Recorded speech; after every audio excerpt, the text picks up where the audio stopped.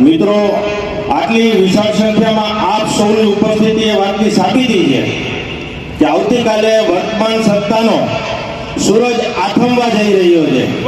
અમારી પેનલનો સંકલ્પ આ ઉદ્યોગમાં એકતા સંગઠન ઊભું કરી અને ઉદ્યોગનો આધુનિક બનાવવાનો અને દરેક ઉદ્યોગકારોને ગર્વ થાય એવું એસોસિએશન બનાવવાનું છે.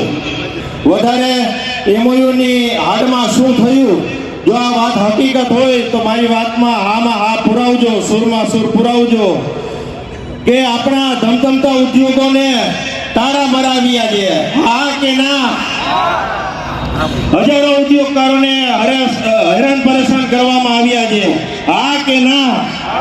ઉદ્યોગકારોને નોટિસો ફટકારી, સીલ કરાવ્યા, પ્લોટ જપ્તી કરાવી અને પ્લોટ જપ્તી સુધીની કાર્યવાહી કરી, નોટિસો બજાવી.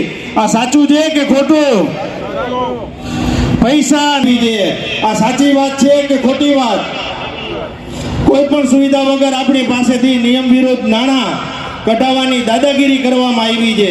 આ સાચી વાત છે?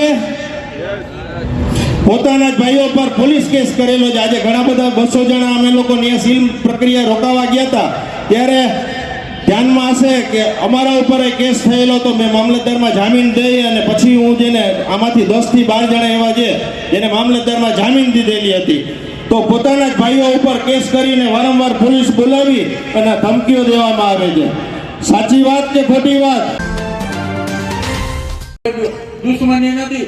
એ દિનેશભાઈ ડાંગરિયા હું આજે સ્પષ્ટ બધા વચારે કહું, મને વેવાઈ થાય છે. મારા ભાણેજના સસરા છે, છતાં હું ના ચલાવી લઉં. મારો ભાઈ હોય તો ના ચલાવી લઉં. સમૂહના પૈસા માટે કોઈનું ના ચલાવી લઉં. એને રહેવાનો અધિકાર છે સંસ્થામાં અને એને જ રહેવું જોઈએ. એ આપણે નક્કી કરવાનું છે બધાએ. એટલે હું રિક્વેસ્ટ કરું છું કે આ પેનલ ને તમે કોઈ પણ ક્રોસવોટિંગ કર્યા વગર 1 થી 21 ક્રમાંક નંબર છે, 1 થી 21 ક્રમાંક નંબરમાં મતદાન આપી અને જંગી મતથી વિજય બનાવવો. અને કોઈ પણ કામ બાબતમાં તમને કચાશ રહેશે ને તો આને કાન મેળવીશું અમે. જામનગર ન્યૂઝમાં તમામ દર્શકોનું સ્વાગત છે. આજે અમે લોકો ફરી GIDC plot and shed holders એસોસિએશનની જે ચૂંટણી છે, આવતીકાલે રવિવારે ચૂંટણી થવાની છે અને ખાસ કરીને એના આગલા દિવસે એટલે તારીખ 11 અમે લોકો અહીંયા ઊભા છે અને ખાસ કરીને હમણાં 5 મિનિટ પહેલાં જ એક જાહેર સભાની આયોજન થયું હતું અને ખાસ કરીને ઉદ્યોગિક હિતકારી પેનલ એટલે કે વિષ્ણુભાઈ પટેલના નેતૃત્વમાં જે ચૂંટણી લડાઈ છે એનું એક જાહેર સભા હતી. વિષ્ણુભાઈ પટેલે પણ સંબોધન કર્યું છે અને ખાસ કરીને દિનેશભાઈ ચાંગાણી કે જે એના પૂર્વ પ્રમુખ છે આ જીઆઈડીસીના, અને એમણે એટલું ધારાદાર પ્રવચન કર્યું કે લોકોએ મંત્રમુગ્ધ થઈ ગયા હતા અને હજારો લોકો અહીંયા હતા, હાજરીમાં આ બધી વાત કરી છે. અને આપણી સાથે દિનેશભાઈ ચાંગાણી જોડાયેલા છે, પૂર્વ પ્રમુખ છે. આપણે એમને પૂછ્યું કે સાહેબ આજની જે કંઈ સ્પીચ છે તમારી સાંભળી છે લોકોએ, લગભગ લોકોએ એવું નક્કી કર્યું હશે કે આવતીકાલે જે ચૂંટણી છે રવિવારે એમાં લગભગ મત વિષ્ણુભાઈ પટેલની પેનલને મળે એવા મેં જોયું છે એ લોકોના ચહેરા ઉપર.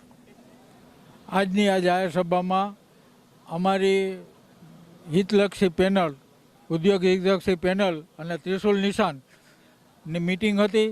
એમાં જે કાંઈ વર્તમાન બોડી દ્વારા જે કાંઈ ક્ષતિ રહી ગઈ અને એનો ભોગ બનવું પડ્યું છે ઉદ્યોગકારોએ, એ બાબતમાં ઓથેન્ટિક પુરાવા સાથે મારા અનુભવના હિસાબે જે કાંઈ ઉદ્યોગકારો સમક્ષ મૂક્યું છે અને હજારો ઉદ્યોગકારો ઉપસ્થિત રહ્યા હતા, એમાં ઓથેન્ટિક સાથે જે કાંઈ આને ક્ષતિઓ રાખી છે અને એનો ભોગ બનવું પડ્યું છે ઉદ્યોગકારોએ, એ ભવિષ્યમાં ના બનવું પડે એટલે આ પેનલને ભવ્ય બહુમતીથી ચૂંટાવો એવી મેં અપીલ કરી છે.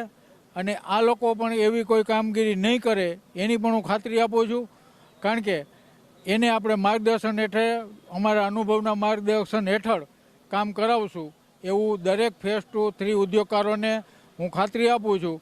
અને તમામ ઉદ્યોગકારોને હું વિનંતી કરું છું કે આ ત્રિશુલને મત અપાવી અને ભવ્ય પેનલ ટુ પેનલ મત આપી અને ભવ્ય લીડથી જીતાવી અને ઉદ્યોગના હિત માટે કામ કરે એ માટે આપણે એને પ્રોત્સાહિત કરીએ એવી વિનંતી.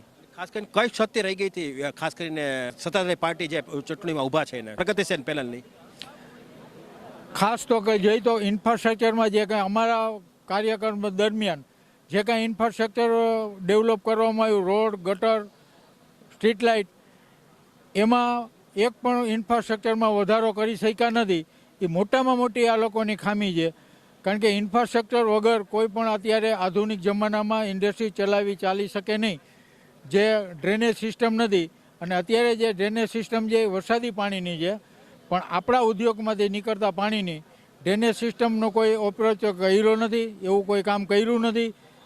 તેમજ ઈટીપી અને જે નીકળતા પાણી એને ટ્રીટમેન્ટ કરી અને છોડવા માટેનું કોઈ કામ કર્યું નથી. માત્ર કોમન પ્લોટમાં ઝાડવા વાવી અને તાલીઓ કાયમ પડાવી છે. ઝાડવા વાવવું કામ એસોસિએશનનું છે નહીં. ઝાડવા તો અમે વાવતા અમારા વખતમાં, પણ અમે રોડ સાઈડ વાવતા. 35 થી 38 કોમન પ્લોટ છે, જેમાં ફોરેસ્ટ ડિપાર્ટમેન્ટના બોર્ડ લાગેલા છે, દ્વારકા વન વિભાગના, અને એના નેજા હેઠળ સંયુક્ત ઉપક્રમે ઝાડવા વાવ્યા છે. હવે એ કોમન પ્લોટ આપણે કોમન ફેસિલિટીમાં ઉપયોગ આવશે, એ એક મોટો પ્રશ્ન છે. શા માટે અહીંયા ફોરેસ્ટને ઝાડવા વાવવા દેવા જોઈએ? કારણ કે કોમન પ્લોટ આપણી કોમન ફેસિલિટી માટે હોય છે. આ મોટામાં મોટી આ લોકોએ ખામી કરી છે, અને એનો ભોગ ઉદ્યોગકારોએ બનવું પડ્યું છે. એટલા માટે આપણે વિનંતી કરી છે કે ભાઈ આ ચેનલ આજે વર્તમાન બોડીને ઉખાડી કાઢો, નવા લોકોને બેસાડો, જેથી કરીને ઉદ્યોગમાં હિતમાં કામ કરી શકે અને ઇન્ફ્રાસ્ટ્રક્ચર ડેવલપ થઈ શકે. વિષ્ણુભાઈ પટેલના નેતૃત્વની જે ચૂંટણી લડાઈ છે, તો એમાં એવું કેવું તમારા માર્ગદર્શન હેઠળ એવું વિઝન છે એ લોકો પાસે કે જે મત આપશે તો એનો મત આપ્યા પછી પણ એને કંઈક વિઝનવાળી વાત દેખાશે, ખાસ કરીને મતદારોને એ ચૂંટશે એટલે જે કાંઈ કામગીરી હાથ ઉપર લેશે એનું સોશિયલ મીડિયા દ્વારા માહિતગાર કરવામાં આવશે. અને આ લોકો જે વર્ષમાં સાધારણ સભા ન બોલાવતા, એ દર 6 મહિને ઉદ્યોગકારોને મિટિંગ બોલાવી અને એમાં માહિતગાર કરવામાં આવશે. દરેકના સૂચનો લેવામાં આવશે અને એના સૂચનો યોગ્ય લાગે એ રીતે આપણે એમાં કામ પણ કરાવશે એવી મને ખાતરી છે. અને અમે માર્ગદર્શન એવું જ આપશું કે ઉદ્યોગના હિતમાં હોય. ખાસ કરીને આજની જે જાહેર સભા હતી એમાં લગભગ મેં જોયું છે બહોળી સંખ્યા તો હતી જ, પણ આ ઉપરાંતની વાત કરીએ તો શું લાગે છે વિનરની ધારો કે વાત આવે તો એ લોકો વિજયનો દાવો કરે છે, તમે પણ વિજયનો દાવો કરશો, તો સત્ય શું રહેશે? મારા અનુભવ પ્રમાણે મેં જે કંઈ ઉદ્યોગકારોના ફેસ રીડિંગ કર્યા એની ઉપરથી મને સ્પષ્ટ દેખાય છે કે ભાઈ આ પેનલને વિજય બનાવવા માટે સર્વ ઉદ્યોગકારો ઉત્સાહ દેખાડો. એ મારા ફેસ રીડિંગ ઉપર મને દેખાણું છે. એવું નથી કે ખાલી આપણે ખોટા વાયદા કરવા કે ખોટું આપણે અપેક્ષા રાખી, એવું નથી. પણ અનુભવના આધારે હું કહું છું કે આ પેનલ વિજય થશે. તમે જોયું કે આ દિનેશભાઈ ચાંગણી હતા, પીઢ વ્યક્તિત્વ છે અને એ પોતે કોઈ ચૂંટણીમાં ઊભા નથી રહ્યા, પણ આ યુવા ધનને એને પૂરેપૂરું પ્રોત્સાહન આપ્યું છે, માર્ગદર્શન આપ્યું છે. એટલે વિષ્ણુભાઈ પટેલની જે પેનલ છે એની આગેવાનીમાં જે આ ચૂંટણી લડાઈ છે તો એમાં પૂરેપૂરો એનો સહકાર છે. અને આવતા દિવસોમાં જ્યારે વિનર થઈ જશે તો દિનેશભાઈ ચાંગણી જેવા ઉદ્યોગપતિઓ એમને પૂરો સાથ સહકાર આપશે એ નક્કી છે.